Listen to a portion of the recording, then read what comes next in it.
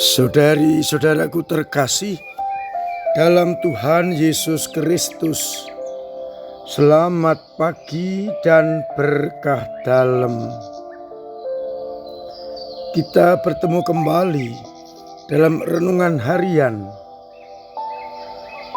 Senin 20 Oktober 2025. Seperti biasa, kita mendasarkan permenungan kita pada bacaan Ekaristi hari ini. Bacaan pertama dikutip di surat Rasul Paulus kepada umat di Roma bab 4 ayat 20 sampai dengan 25. Paulus menegaskan,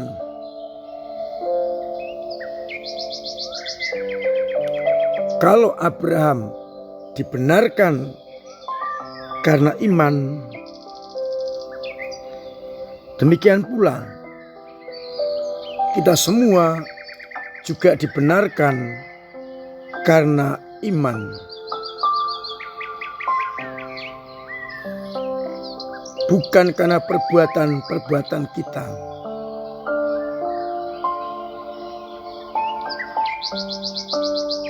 Karena sabda Allah tidak hanya disampaikan, ditulis untuk Abraham saja, tapi juga untuk kita semua yang setia kepada Allah dan tetap mengandalkan Allah. Kita percaya kepada Dia yang telah membangkitkan Yesus dari antara orang mati. Maka karena beriman kepada Yesus, kita pun diselamatkan. Sedangkan pada bacaan Injil dari Injil Lukas bab 12 ayat 13 sampai dengan 21, Yesus mengajarkan kepada kita apa atau harta mana yang paling penting. Ketika Yesus diminta untuk menjadi hakim bagi dua orang saudara, maka Yesus kemudian menyampaikan perumpamaan agar benar-benar mengerti apa yang terbaik untuk kekayaannya, untuk keselamatannya, untuk kehidupannya. Harta yang banyak tidak menjamin keselamatannya. Perumpamaan orang yang kaya, tanah berlimpah-limpah, hasil kebunnya.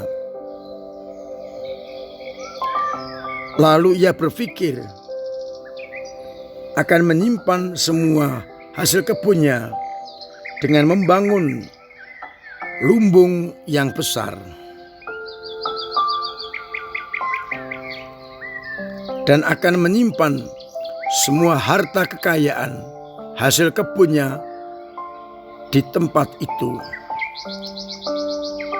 Entah gandum, entah hasil yang lain. Setelah itu akan berkata, "Hei jiwaku, ada padamu banyak barang tertimbun untuk bertahun-tahun lamanya. Beristirahatlah, makanlah, minumlah, bersenang-senanglah." Tetapi Allah bersabda kepada orang bodoh itu, "Hei orang bodoh,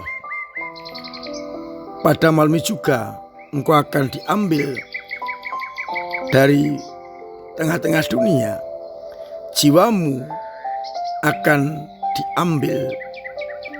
Dan untuk siapakah nanti apa yang telah kau kumpulkan itu? Demikianlah jadinya dengan orang-orang yang menimbun harta bagi dirinya sendiri, tetapi tidak kaya di hadapan Allah. Saudari, saudaraku terkasih dalam Kristus,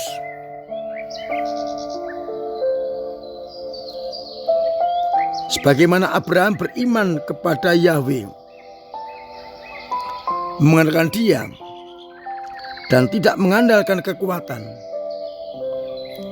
demikian pula kita diharapkan untuk mencari harta yang utama,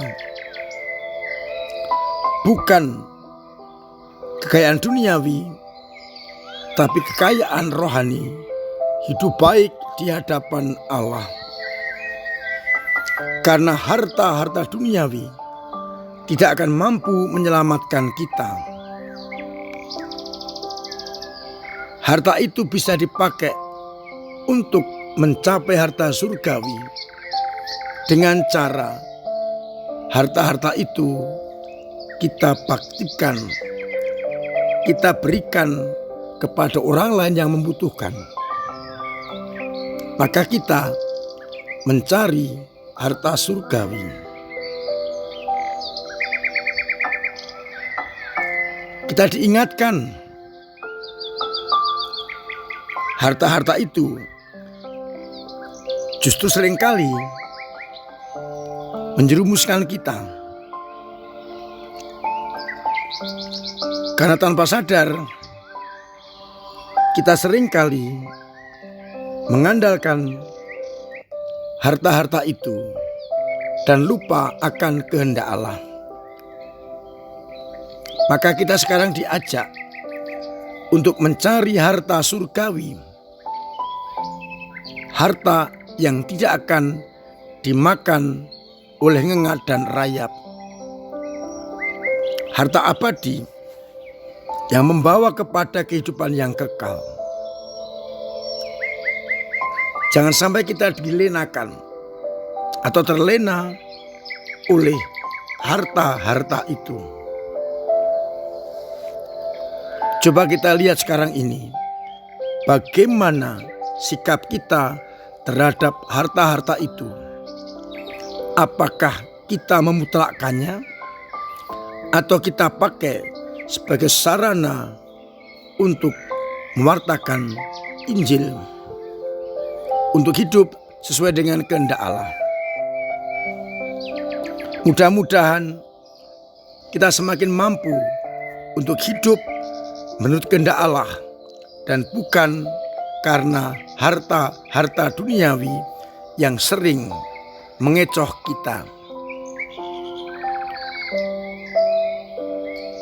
Dalam perumpamaan jelas, harta itu tidak bisa akan menolong, tidak ada gunanya. Tetapi kalau kita sadar, maka harta-harta itu kita dapat gunakan untuk mencapai kehidupan yang kekal dengan cara hidup baik di hadapan Allah, menggunakan harta itu untuk kebahagiaan sesama. Semoga akhirnya dengan demikian kita dimampukan dan dilayakkan untuk hidup sesuai dengan kehendak Allah, dan kita akan mencapai kebahagiaan surgawi. Mari bersama-sama kita mohon rahmat Allah agar kita tidak memutlakkan harta duniawi, melainkan hidup sesuai dengan harta surgawi, yakni hidup baik di hadapan Allah dan yang tercermin hidup baik terhadap sesama kita.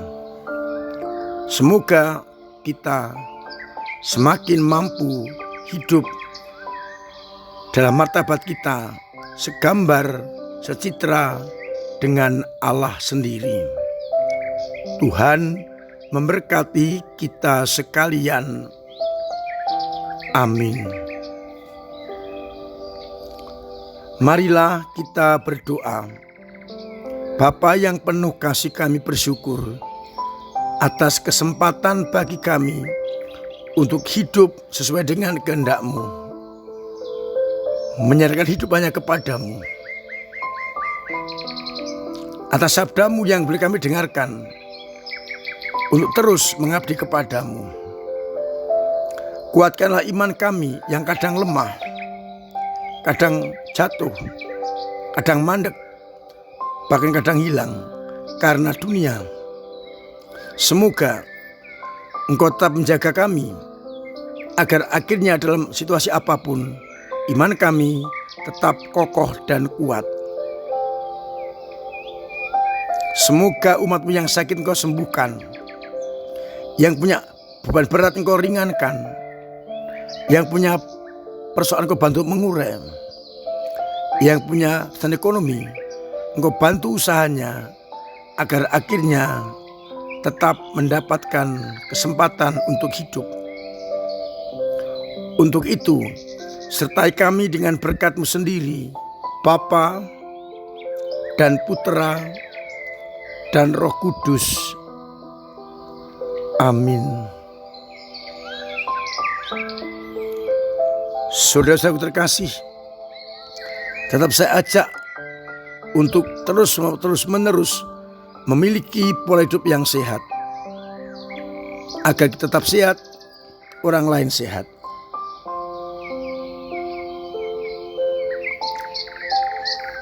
Masih saya ingatkan kesempatan untuk membantu para misionaris dengan mengumpulkan amplop-amplop misi yang sudah diterima.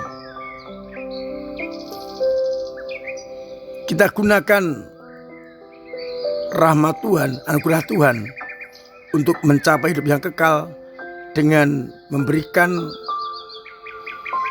dana untuk para misionaris MSF. Mudah-mudahan dengan cara itu kita semakin dimampukan untuk hidup sesuai dengan kehendak-Nya.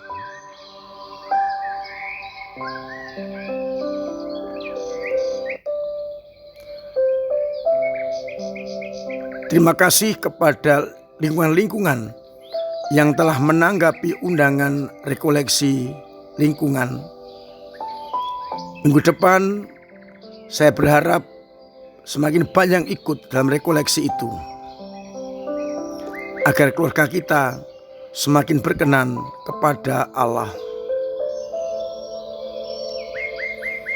Terima kasih atas peran serta panjenengan dalam hidup menggereja, lewat doa-doa, pemberian diri, pemberian waktu, pemberian karya, dan tenaga serta dana yang sungguh berguna untuk pelayanan gereja. Mari bersama-sama kita tingkatkan hidup gereja kita dengan berusaha untuk terus-menerus mendorong umat untuk ambil bagian dalam karya gereja. Mudah-mudahan dengan cara-cara kita, gereja kita semakin katolik dan apostolik, dan kelak bahagia, sejahtera, dan semakin berkenan kepada Allah. Akhirnya saya mengucapkan selamat pagi, selamat merenungkan, salam sehat, Tuhan memberkati.